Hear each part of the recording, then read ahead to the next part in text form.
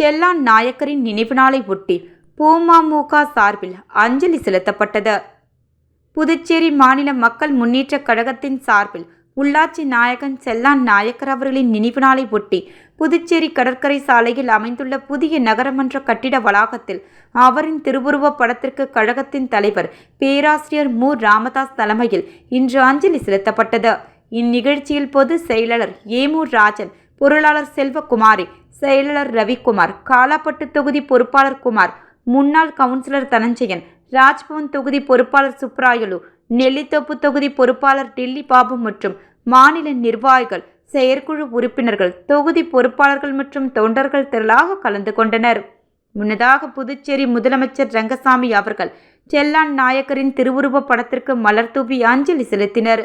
அதனைத் தொடர்ந்து மீன்வளத்துறை அமைச்சர் லட்சுமி நாராயணன், எம்எல்ஏ தட்சிணாமூர்த்தி மற்றும் செல்லான் நாயக்கரின் வாரிசுகள், காலாப்பட்டு ஆசிரியர் ராமமூர்த்தி, ஆனந்தன் கட்சி பிரமுகர்கள் மலர்தூவி அஞ்சலி செலுத்தினர்.